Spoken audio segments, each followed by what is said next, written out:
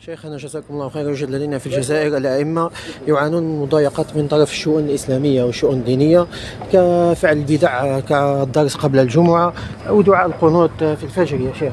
وإذا لم يفعلوا ذلك يفصلون يا شيخ ويأتي بدلهم أئمة صوفيين. كيف يكون تعاملهم مع هذا؟ طبعا يا إخوة، أنا جاوبت عن هذا السؤال مرارا، وقلت إذا كان الإمام من إخواننا أهل التوحيد والسنة إذا خالف في هذا الأمر يفصل، نقول إذا أمكن أن يوكل غيره ممن يعتقد أن هذا ليس ببدعة أو نحو ذلك فعل، يعني خاصة مسألة القنوت في الفجر. وإذا كان يعني لا يستطيع ذلك، فإن كان قصده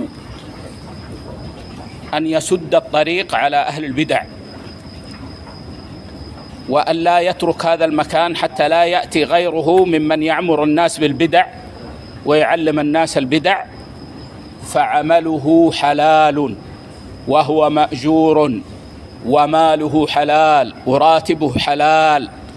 أما إذا كان قصده الدنيا وقصده الراتب، لكن يتأول يقول عشان كذا وكذا، لكن الله يعلم أنه إنما قصده الراتب، فهذا العمل حرام والمال حرام. جزاكم الله خيرا.